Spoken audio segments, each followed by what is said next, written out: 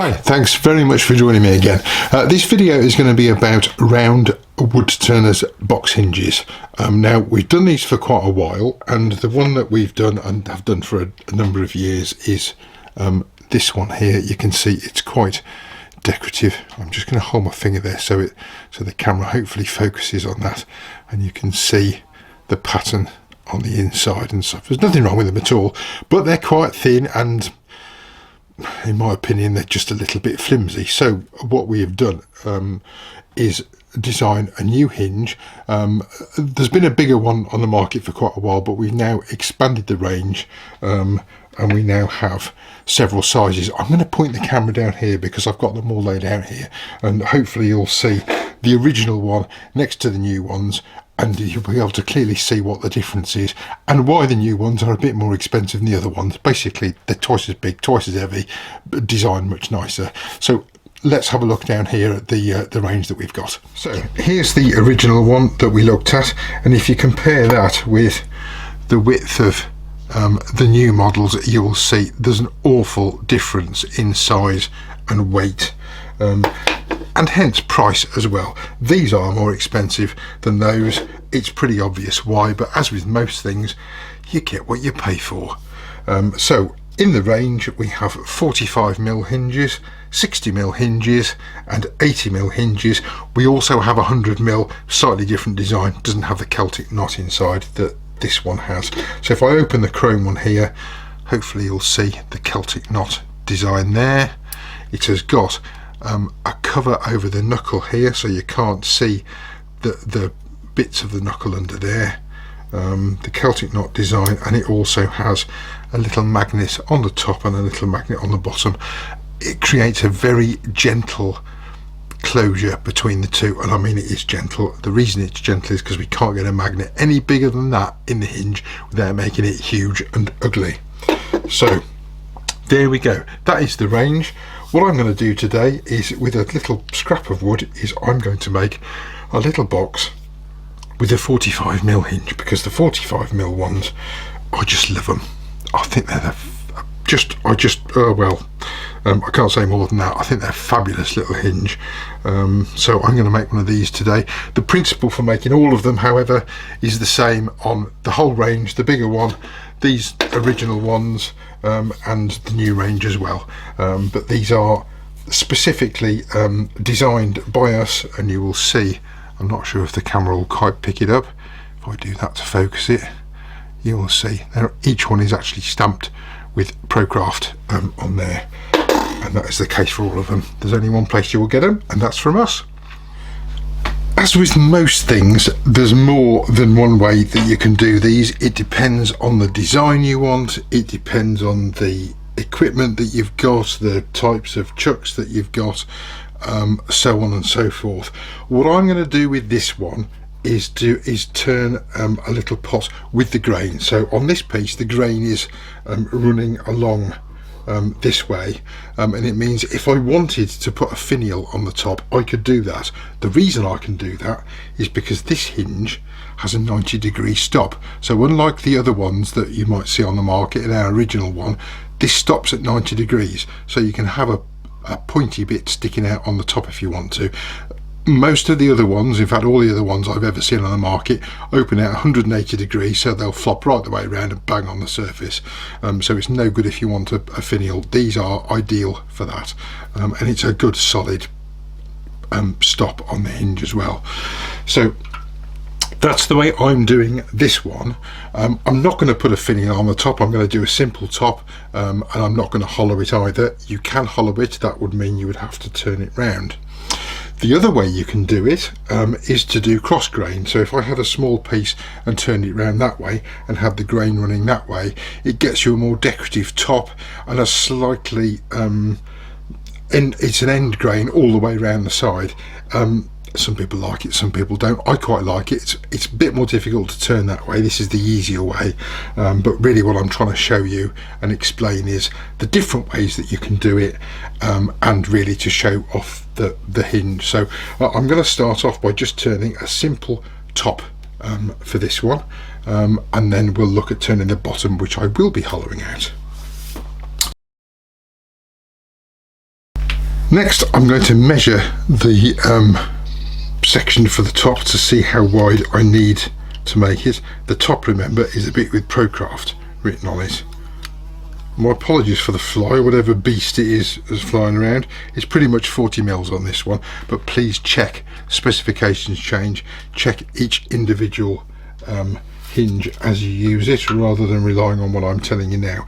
So I've now got a measurement on my calipers that I can use for sizing the relevant parts of the top here.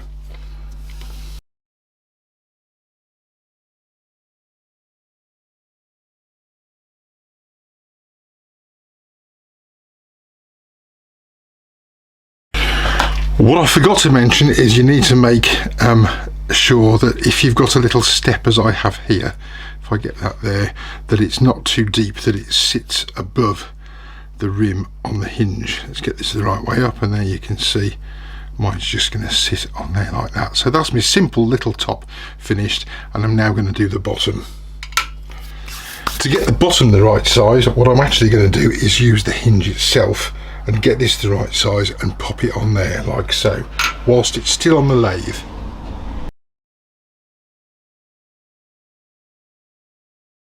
That's just about right. So what I'm now going to do is to open the hinge out, put that on there, and I'm now going to draw a circle around the middle with a pencil, and that is my hollowing out point.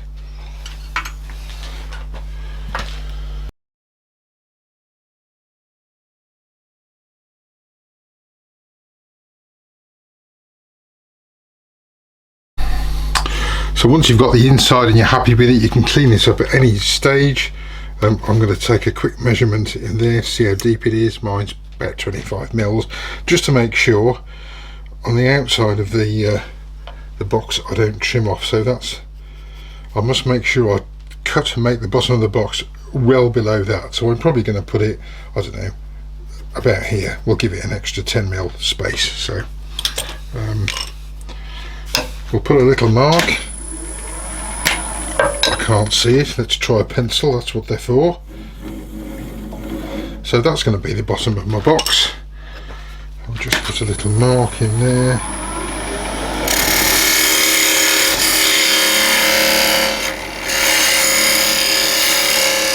And then if you had a bigger piece, you could obviously shape the bottom.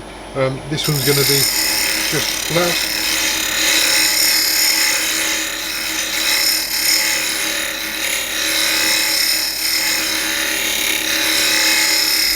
Right, so there's just one little tip for the bottom of things. This is the way I do it. Probably other people have other ideas.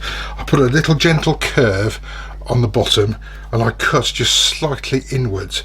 And what that means is when you sit it on something, it sits on the edge of the bottom of the box, on the outer rim, rather than, because wood moves sometimes, if it moves and it's completely flat, you might find at some point your completely flat bit isn't completely flat and you get a little bit of a wobble. So just literally just chamfer off that edge and cut just very slightly inwards when you're parting this off, when it's all sanded and finished, of course, which is what I'm going to look at doing now. I'm just going to put that chamfer on, take a little bit of the scrap off, and then we'll finish it off.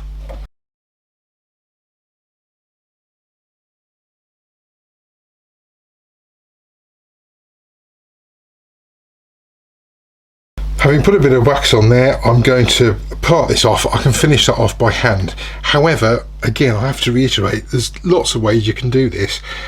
If I wanted to make the bottom more decorative, or I don't know, etch something on the bottom or name it or date it or whatever, you can, if you've got some narrow jaws with some protection, turn this piece round and mount it the other way and do something more decorative on the bottom. But for the purposes of showing you the hinge, I'm just going to do it this simple way. Having said that, let's hope I can get it off.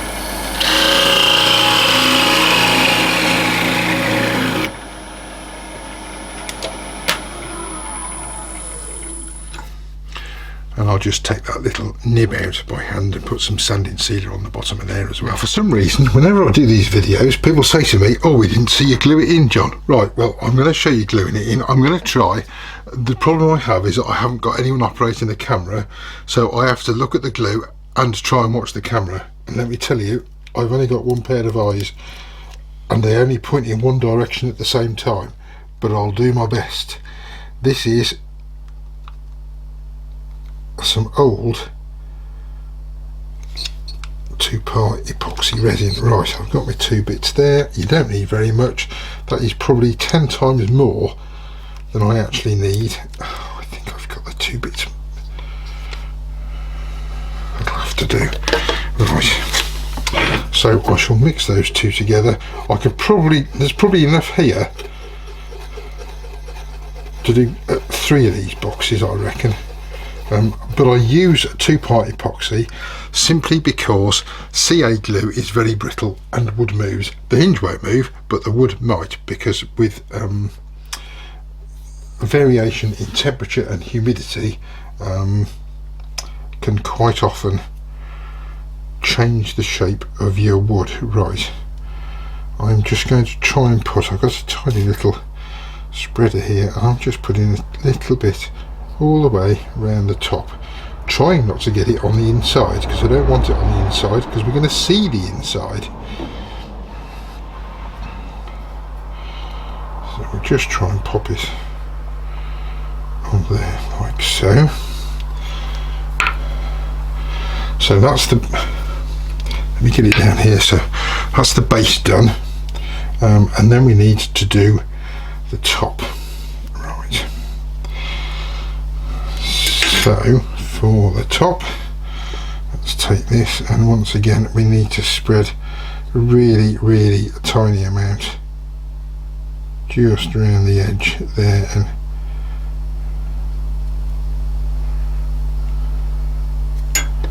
I've got myself a little pointy spreader which I'm hoping will do the job. Just spreading it around that little lip there. You could put it on the hinge if you wanted to, I suppose.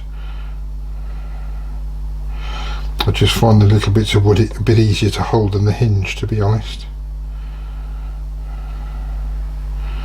Until we've gone all the way around, and with 2-part epoxy, unlike CA, you can wipe it off fairly easily. Right, what I'm now going to do is making sure I've got the hinge the correct way up.